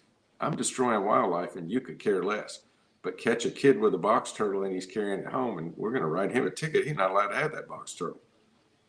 Yeah, I disagree with it. I disagree with their reasoning. Yeah, it's well, and talking about the horses that people lose their crap. I've always thought it was funny when I worked at the zoo because we fed horse meat to the alligators. That shit looks amazing. But we don't eat horse meat. I've had it in Europe and it's Everyone else good. eats it. But we have this thing in America where like if we find it cute, you cannot get rid of it. Yep. But if enough of us are scared of it, doesn't matter if you like it. Fuck it, we don't like it. Get rid of it because I don't like it. Yep. Yeah, Alabama protected the eastern diamondback. You can have one in your possession for 24 hours to relocate it. You can kill them legally and skin them and do what you want to with the hides, but you can't possess one. You can't care for it, take care of it, feed it, and Can't take care of it, can't give it a better life than it could possibly have in the wild. You know, Well, that's what Texas did with the timber and the indigo. They took them off the protected list, so any idiot out there can kill them now. But you could only collect, I think, 2, and you can't breed them and sell them. you can't make more of them, but you Yeah. can make less of them. Right? Yeah, They is- blacklisted them. That is where we sit with a lot of these laws. You can't make more of them, but you're allowed to make less of them. Right? You That's can't make okay. more of them because there aren't enough of them. Yeah. So Well, that's like Louisiana pine snake. So I've got I've got 2 Louisiana pine snakes. If I breed them, I have to have a permit. They have to have a permit. It's a whole big system, and I get that because they're endangered. But no one's fucking finding them in the wild. Like, I'm not breeding more of them to ruin the population of the wild. Like, go find me one first before you get onto me for having one. right. I don't know. It's just the way the laws are. Again, like we said, it's so. they just don't understand. They Yeah. want to throw a blanket and say we'll just protect them, and that way nobody can have them and nobody can do anything with them. And Yep. if we destroy their habitat and they go extinct, so be it. But it wasn't done by a commercial collector. And I did call Fish and Game when I got back from Texas because I wanted to find out about the indigos. I was told we could have 1 apiece by some of the other collectors. And when I talked to the lady at Fish and Game, she said, no, there's no possession limit on it, but you can't commercially collect them to sell. And if you live in Texas, you can't breed them and sell them. Makes So- sense. But you can't buy a commercial license to sell snakes that are found in Texas. So I don't quite understand what that means. I don't think they do either. I don't think they do either, because she told me, she said, now you can buy a commercial license and you can collect snakes and sell them. And I thought, well, heck, if I'm going to go out there and catch them to sell, I'll just buy that license. Right. And the people that are at shows, like people from California or wherever, if they're selling species that are found in Texas at a trade show, they have to have that commercial license. Mm-hmm. Then they can sell them. And they don't have to tell them where they got them, whether they're captive bred or where they caught them the night before. Doesn't matter. So none of this makes any sense. And the states are just, I don't know who writes the laws, to be honest with you. So Darren asked a question. It's kind of on and off topic, but I like this one. He says, do you think feeding will ever be banned? Live feeding will ever be banned like it is in the UK? Because people are so touchy on certain things. I don't think we'll get there. I don't think we'll get there. I hope. But I know in the UK, you can't feed live. Unless you have it will not eat. Yeah. frozen. It has to be the last ditch effort Yeah. Wow. to be able to do live. But I think, Darren, we're safe here. I can't imagine. People hate mice enough in the U.S. We're still good.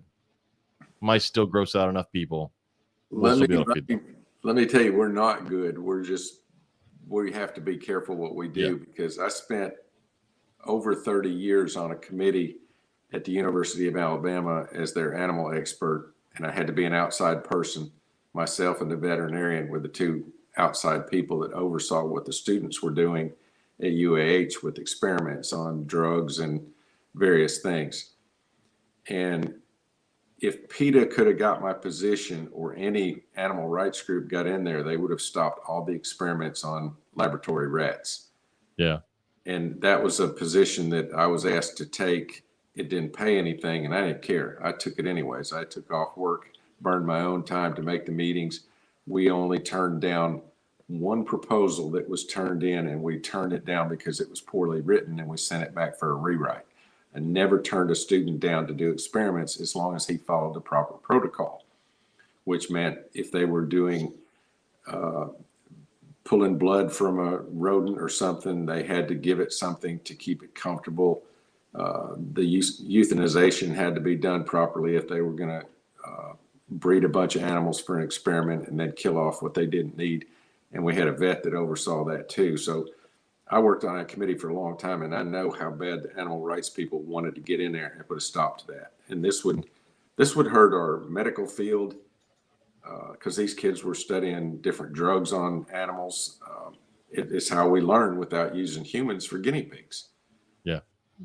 But I vote if we those have groups to. are out there, and if we're not careful with our feeding thing, that's coming. Well, I think if they want us to get rid of animal testing, then we have to use PETA members for all lab tests. Well, It's the only, you I know, would prefer them instead of the primates because I kind of feel sorry Yes. for the monkeys and chimps that they're working on. But you know, these guys, we've talked about it on the show before about the live feeding videos. yeah, those need to stop. Yeah, they're not helping anything. And it's always when you see it, it's the guy who got his first ball python in the last 6 or 8 months. He's in his early 20s. And he gets pissed off when you tell him, dude, just listen. You try to speak a little sense to him and he gets mad. You ain't gonna tell me what to do. All right. Calls you a liberal or calls you a you know, you must be a tree hugger. If you, it's what they do, and you try to speak some sense to them and you realize that it's just way over their head. Yeah. They're not capable of understanding it. and we, you know, us as a group of hunters and fishermen and outdoors people, we do have to be conscious of other people's feelings because Oh yeah. I'll give you an example. I had a pair of ball pythons up for sale, and I went deer hunting one morning, and I was checking my phone, and I was corresponding back and forth with a lady in California that wanted to buy these pair of ball pythons. And by accident, I had shot a buck, and I had it loaded on a four-wheeler, and I meant to send it to my buddy, and I sent it to this lady in California.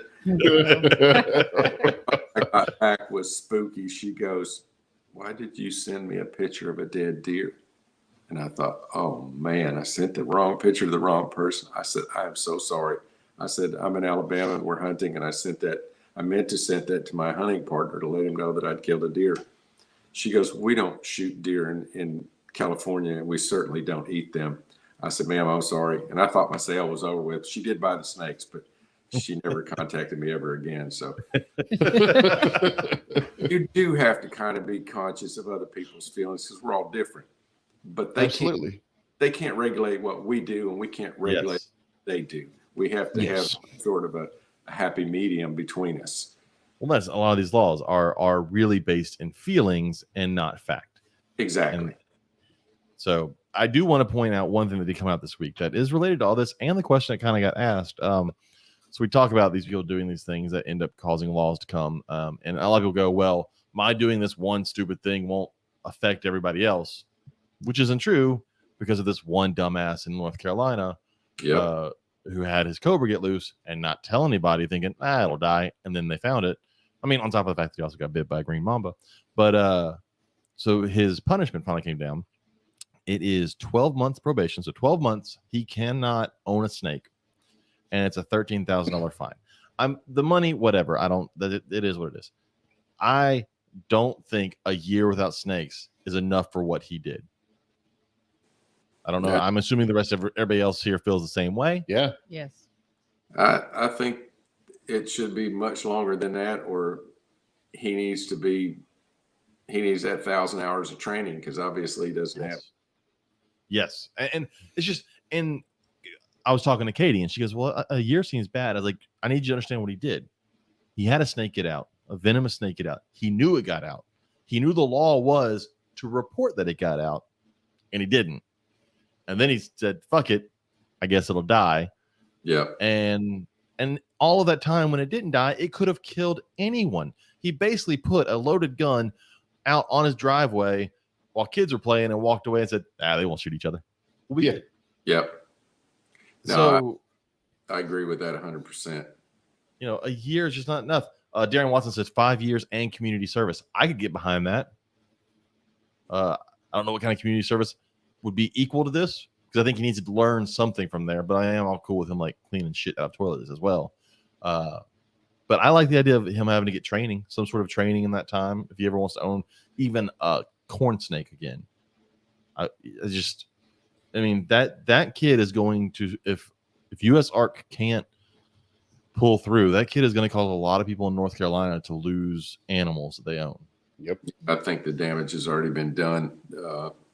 I'm told that Charlotte has passed some laws, the city. Yeah. And that's coming. I mean, that's, these places where these venomous shows are, if the city wanted to enforce the laws, they could put a stop to all the venomous shows. I mean, they just could. I hope it doesn't come to that. I mean, it's kind of a right that we shouldn't have taken away from us. The more the government tells us what we can and can't do, we're losing ground too quickly. Yeah. I mean, if you want to have a venomous snake, you ought to be able to go through the proper channels and have them and keep them and enjoy them if that's what you want to do. It shouldn't be just a flat no. Well, and you know, so you're talking about being a right, and I definitely think it's a right. I definitely think we should be allowed to own these things. And like I said earlier, people will tell you that we shouldn't be allowed to own venomous snakes, and then people out there, like PETA, says you shouldn't be allowed to own anything. But then those people have never seen 8-year-old kid at a reptile show holding his first snake, and it completely changes their world. Like, to be able to take that option away from kids and from adults. I mean, hell, I've seen adults who have never held a snake, and you put a ball python in their hand, and it changes everything they've ever thought about them. Exactly. They're almost mesmerized.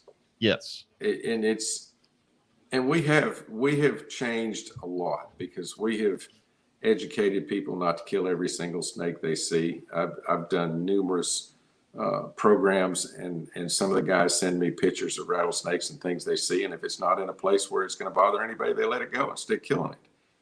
That's a great feeling. I've had people like that who, before they knew me, would have killed something. And after they know me, they send me a picture of something they found in their yard, ask what it is, and they go, okay, well, I'll let it go on its way. Yeah, yep. Exactly. They're not killing every snake. And it's just the cell phones are great in that area because they all took my phone number and they're sending me pictures. Hey, what's this? Hey, what's this?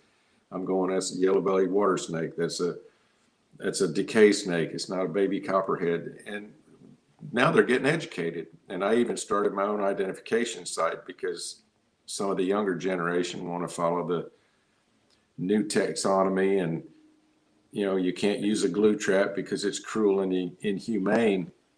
And I bailed from a site that I was helping the guy with because one of his admins jumped all over me over glue traps. And I said, let me tell you something.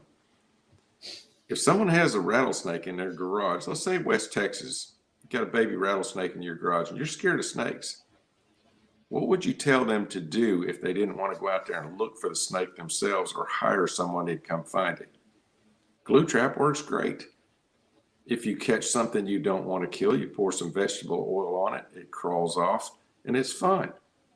That glue is dissolved by vegetable oil. So, and I gave this woman all this information, and admin jumped all over. We don't recommend glue traps. They're cruel and inhumane.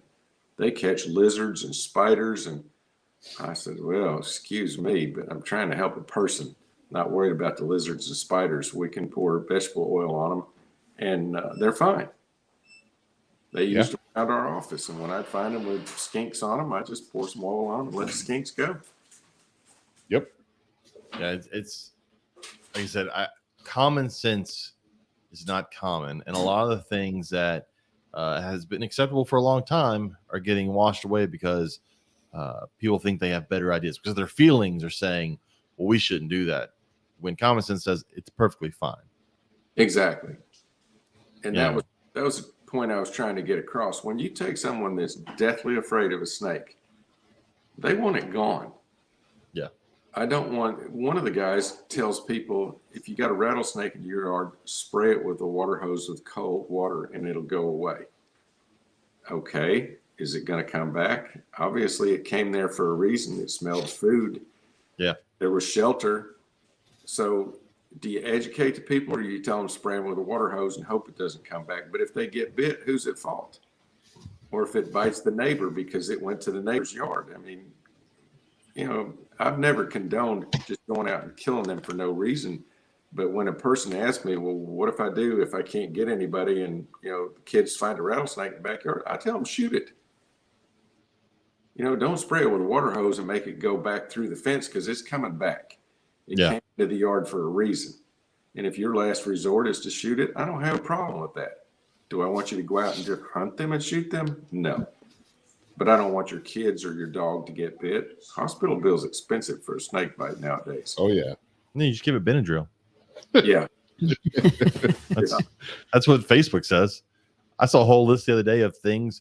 Someone said their dog got bit, and there were like 5 replies in a row of shit that I had never heard before. Yeah.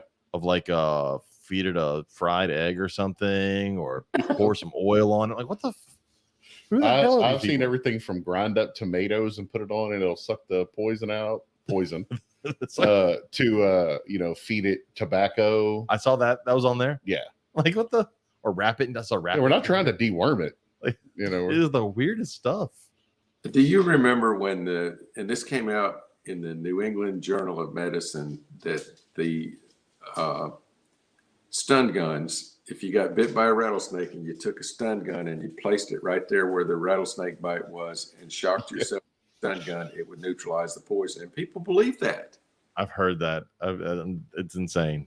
And, of course, I was working at the university with several of those professors out there. And I said, is there any way there's a possibility that, because the article was pretty in depth, saying that the voltage, the high voltage changes the molecular structure of the venom and renders it harmless, which kind of makes sense. But I noticed there was Seems like it would do more damage to your body too.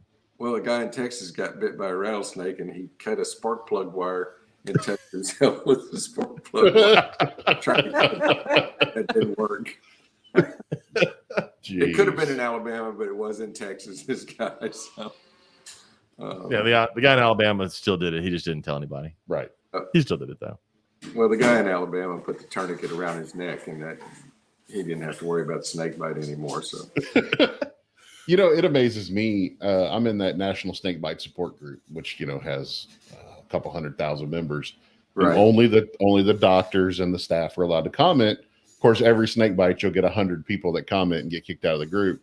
Yep. But I'm amazed at the amount of bad information that doctors have when it comes to treating a venomous snake bite. Your blood work's normal. Yeah, your foot's swollen, but yeah, your blood work's normal, so we can't do anything for you. You'll see people comment that they got bit and they'll talk about their visit to the hospital, and then the doctors that are in that group are like, no. Yeah. Please, That's like please Dr. Green is not, he's quick to say, that's malpractice. There's a reason that people get sued for malpractice, and what they did is malpractice. And it amazes me. There's been a lot of folks in there that are like, they went to the doctor, they gave them some aspirin and sent them home, told them to elevate it. Yeah. Like, what the hell's that going to do? Right. That's actually, they'll tell them not to elevate it, and it's supposed to be elevated. It's crazy. That has been a pet peeve of mine for years, and I've worked with the hospitals, and I've been in on several snake bites. I used to get the calls up there, and the last person that got bit down here, I got the phone call. It was a professional person, supposed to be professional. She got bit in the stomach by an eastern diamondback, and she was in her late 50s. And she was doing a presentation, and a big eastern diamondback bit her in the stomach. Ouch. Okay, she put the snake up, didn't, cause a big fuss. They rushed her to the hospital, and the doctor wouldn't give her antivenom because he didn't have her blood work back, and he wasn't seeing signs of envenomation. And she knew Tom Crutchfield, and she had already called him, and I got the call, and I picked up her husband and rushed to the hospital and got to the doctor. And I said, why are you not giving her antivenom? Well, I'm not seeing envenomation, and I don't have her blood work back to see, how much venom she's got in her system. I said, give her the antivenom now. It's not going to hurt her. Right. He wouldn't do it. He followed his own protocol. And we had a venom doctor from Florida was talking to him, and he actually went to med school with this guy, and he just wouldn't do it. He said, I've got to follow the protocol. And I said, this is not good. And when I got there, she was violently sick, throwing up, in serious trouble. And they got the blood work back and realized that she had a lot of venom in her system. And they started administering Crofab. She was in the hospital for about 3 weeks, and I think they gave her about 60 vials of Crofab. Damn. It was really, That's expensive. Imagine what that bill was. Yeah. yeah. Well, she had good insurance, but all of that could have been avoided if they'd had started the Crofab as soon as she got to the hospital. But they were. Well, the problem is that there's definitely a set of guidelines on what should happen, but not every hospital seems to have them. Like, that's what kills me. I'm like, you would like to think that these are doctors. These are well-educated people. They should all know how to handle this, but they don't. Yep. Well, and I addressed that several times, and this is what I ran into. for example, in North Alabama and Huntsville, where I used to live, they get maybe 2 or 3 snake bite cases a year, maybe 4 or 5 at max. Okay, they don't treat enough snake bites to stay on top of it, so they don't care. Right. Yeah. I got bit in West Texas on my first trip out there by an Atrox and went to the hospital. I shouldn't have even went, but I did. And the doctor he had one of those 10 cc antivenom kits, and he wanted to give me 10 cc's, and he was putting my hand in ice water with salt in it, and I wouldn't keep my hand in there because that was extremely painful. And I told him, I said, I've already been bit for 30 minutes. The swelling has gone to about where my elbow is. That's all it's going to do. And I refused the antivenom, and he argued with me, and he said, you got to have at least 10 cc's minimum. So I agreed to it. He didn't know anything about the sensitivity test. He's reading the instructions on that kit. Going, oh Lord, these guys. At least you didn't slice your arm open and go, we got to cut it open. I would never let them. I've been bit 3 times. There's no way I'd let anybody do that. That's fasciotomy, and they're not going to relieve the pressure. That's not happening. No. But anyways, he gave me the 10 cc's, then told me I had to stay for 48 hours. And I said, I'm going back out hunting in the morning. He said, no, you can't leave. And I said, well, I'll tell you what, you better find a way to keep me in that room, because tomorrow morning I'm getting up and leaving. And I did. He was mad, but I left the hospital. I put my arm in a sling and went back out collecting. Then you got kicked out of your hotel too, didn't you? We did get kicked out of the hotel because the guy we were with promised the lady at the hotel that we would not have venomous snakes in the room, and I had no idea he told her that. So that was a fiasco. But and even when we talked to the doctors, they didn't care because they don't do it enough. It's kind of like, you go to the dentist, if he doesn't, do tooth extractions, but maybe once or twice a year, how good is he going to be at it? You've got to have somebody that does enough work with venomous snakes to know what the protocol is, and they don't. Now, Crofab is an amazing drug, and it gets out of your system pretty quick, but it also works faster than the old horse serum. Wasn't there there's another antivenom now that is made. I can't remember what it is. Anavat. Yeah. It's the new one that's good for all. I think it's all the North American Vipers. Yeah. I think that's one thing that's good is it brings prices down, having another option. Yeah. But anyways. So I was looking at some of the stuff that got posted this week. We talked about the invasives and all that. One thing that was funny was so Nathan Holcomb posted an article that says Python Hunter awarded $10,000 for bagging most invasive snakes in their challenge down in Florida. It says this is what Nathan said. One way to encourage getting rid of invasives. Thing is, how come 600 people only got over 200 snakes if they're everywhere? 600 people out there hunting berms, and they caught just over 200 of them. Yep. But they're everywhere. You got to watch out for them. So I think, like I said, you don't hear about all the populations of monkeys and parrots and everything else, but you do hear about that. That's the media. Makes good TV. Yeah. I stole this article actually from Travis. Travis posted it in another group, but it was an article on respiratory infections. It was actually really interesting. It talks about biological reasons why snakes get respiratory infections, and then also husbandry issues why snakes get respiratory infections, and there being several different ones. There's genetic reasons why.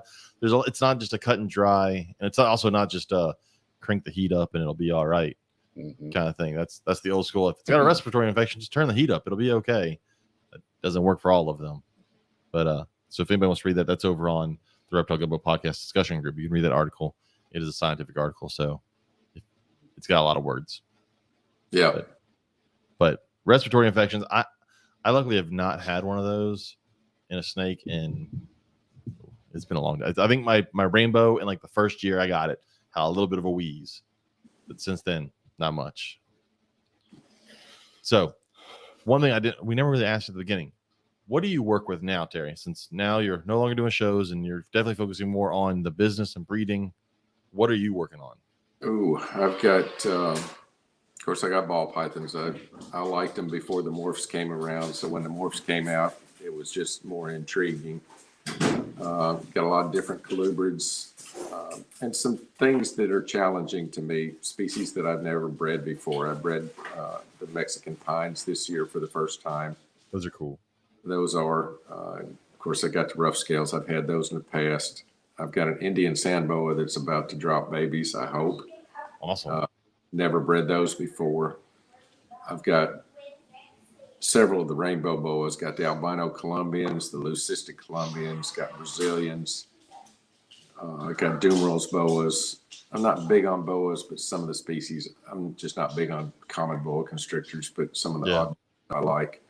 Well, Rachel has become addicted to Dumerals boas. She now has 5 of them. I love 6 them. of them. 6 of them, yeah. Well, it started out, I had picked up a female from a buddy of mine that was wholesaling some babies, and he sold me one for $50 before the price went up on them. Oh my gosh. Wow. Wow. And when I met Nikki, I brought it to a show, and she was at the show with me. We were dating, and she goes, I don't know what kind of snake this is, but I really like that pattern. And I thought, oh no. She goes, can I keep it? And I said, sure. So we bought a male. Now they're about almost 6 feet long, and we're hoping to breed those. So she's got a pair of them. She just loves them, and they're cool. Back in the day, they were one of my favorites.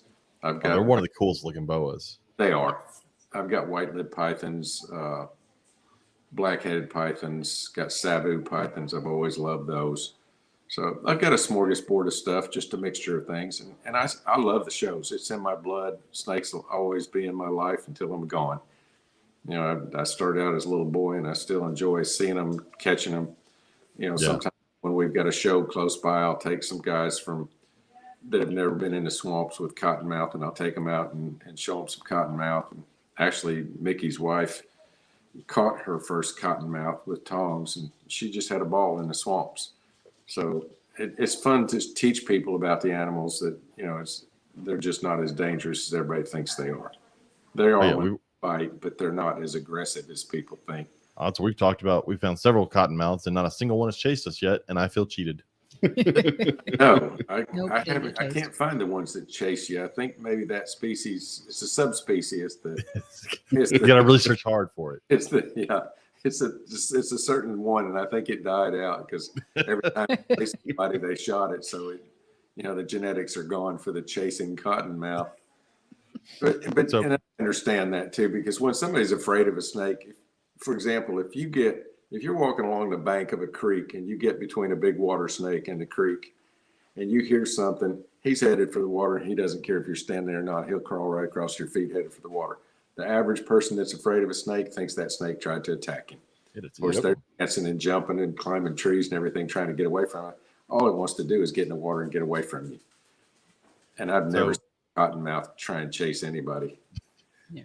We're getting close to 2 hours, but I do want to touch on one other thing. There was a podcast that I listened to this week. It was the Reptile Fight Club, but they talked about monocultures, which is a big thing now. People breeding just one species, someone having just ball pythons or someone having just corn snakes. And Terry, I know you come from that generation of like having before it was like breeding was breeding, just having a little bit of everything. And your collection now is kind of that way. What are your thoughts on because you see it now for people that they just breed one thing and that is it? I think that'd be kind of boring myself. That's where I'm at. I couldn't do it. I like seeing babies being born live birth. I like them hatching, and I like seeing the different animals hatch. And because you come from a generation where like colubrids were definitely bigger when you were younger. That was a bigger thing in the hobby. They're not as much now. It was. And it was like the gray banded king snake was the holy grail for me. I had to have them, and I had to catch one. And I have bred them, and I did catch one. And we were looking for those when we were out there. And I'll go back and look some more, but I did get one under my belt. So I need to go out and find one. But I have no intention of keeping it, but I'd love to find one. Yeah, they're cool animals. That's an amazing snake. Yes, they are. Yeah, it was that, like I said, the podcast talked about monocultures, and they had to debate whether they were good or bad. And I saw the good sides. Like, if someone just likes one thing and wants to breed one thing, I get that. And they could become great at it, and it's helped the hobby. The people that are breeding just ball pythons have really, like we've talked before, the reason we have so many things in the hobby are because ball pythons are there, and so many other things. You wouldn't be building racks if ball pythons weren't the way they were. Oh, absolutely not. You know, everything else wouldn't be the way it is. So it's great, but for me, I just couldn't do that. Like it's too boring. I don't think do like either. I enjoy the challenge of certain species, of trying to duplicate what they need in nature, their food, their requirements, their cooling temperatures and stuff. And it's just a challenge to learn about them and to produce them and raise them and work with them. So one thing a lot of reptile people have that collector part in their brain. We're like, I got to get one of everything. So, well, yeah. the problem is, as we get farther in the hobby, we have to control that part. Go, okay, I don't need one of everything, but I can get a little bit of everything. You know, a few things. So I met a guy over in the Carolinas, and he wanted to own every species of king snake that was available. And he tried, and he had a pretty nice collection of stuff. Actually, he's the one that brought the albino Nelson eye into the hobby. It was Doug Moody is who it was. Well, it'd be very easy for them to get all species of king snake now because they just lump the entire East Coast together. So just get one of them, Right. and you're good, right? Just need an eastern and a western king snake, and you That's got it. snake species. Just like rat snakes, just an eastern and a western rat snake, or copperheads and eastern and a western. You're good. We don't need to have this discussion on tape. Yeah, we'll be here for another hour. This won't go well. Yeah, because we had this discussion at Slidell, Yes. so I already know where it's going. Yeah, Oh, I got. anyways, Fantastic. There was a post. I'll leave you with this little thing. Someone found a coon dog inside of a hollow tree that they said had been there for 50 years, and it apparently had climbed up the tree chasing something, got stuck in the tree, and got mummified. And the tree was cut down, and I posted it on Facebook, and it showed that they found this mummified dog inside the hollow tree, and they just speculated that's what happened. And I said, well, we need to ask the new snake guys if they've done a DNA test on the dog to see if it was an Eastern dog or a Western dog, because we kind of need to know which one it was. And it's pure sarcasm, and I know that the young guys hate me for it, but they're just going to have to hate me because I can't deal with this. Eastern, Western, the Mississippi is not the dividing line for the snakes. It's just they do not cross that river, Terry. Well, They don't do it. Can't swim. You know, the Eastern snakes can't swim, and neither can the Western ones because they Nope. can't cross the river. So And they can't figure out bridges. But if they do, they become a different species the minute they cross the That's river. true. that's right. So we won't go there. That's Yeah, for- I was like, that'll take us several that more was hours. take Yeah. forever. Terry, thank you for coming on. I've been wanting to have you on for a while. It's awesome. Great talking with you guys, and as usual, I'll see you soon at one of the shows. Yes, if people want to get a hold of you, especially since you got babies and stuff hatching and being born coming, how can they get a hold of you? We're all over Facebook. Just Google Dixie Reptiles and we'll pop up. Yes, So we're And- easy to find. and you can get rough-scaled samboas, but except for a male, I'm getting one male rough-scaled samboa. I'm not selling any males until you get yours. I'll let you have first pick. And now that I know you're having Indian samboas, I may hit you up for that one too. I was gonna Yeah. say, I'm gonna hit you up for rough scales. Okay, not a problem. But Robert, if they need to get a hold of you, LSReptileRacks.com, Lone Star Reptile Racks, Facebook, Instagram, and now TikTok. LS Reptile Racks on TikTok. That's right. I love that. 41 years old on freaking I think it's TikTok. fucking hilarious. Hey, Which he watches a lot Terry, of. please tell me It's you all have marketing. a TikTok. I don't use TikTok. I'm sorry. Oh, that'd have been the best. Oh, Yeah. but yes, everybody can log on to LS Reptile Racks on TikTok and watch the new machine move back and forth. yeah. I got in trouble for getting on MySpace because I was using it to sell animals. And I love got- that That's a you kid's reference MySpace. site. No, Yep. it's not. MySpace started it all. It did. Oh, Rachel, if they want to get a hold of you, We actually have Powerful Exotics on Facebook. I know that's why I Now. said I knew you had a power. I knew you had a Facebook. Yes, I'm working on the Instagram, and I guess I'm gonna have to do a TikTok too. I'm not doing TikTok. I can't do it. We'll see. If you want to get a hold of me, it is simply_serpents on Instagram or simply serpents on Facebook. Or for the podcast, it is the Reptile Gumbo podcast on Instagram, Facebook, and at gmail.com. And again, don't forget our giveaway. It ends at the end of August. Make sure you get in there. Post a picture of you, your favorite reptile on Instagram or Facebook, and hashtag the Reptile Gumbo podcast, and you're in. That's all you got to do. So if you're listening to this right now as it's recording, take your phone out. I know you have a picture of you and your reptile. Just go ahead and post it and hashtag, and you're in for the drawing. You can win forceps, tongs, cage hook, and a field hook. So get on top of that. Terry, again, thank you for being here. Thank everybody for listening. We will be back next week, and goodbye. Thank you. That was me. Sorry. My computer hit Breaking it. stuff.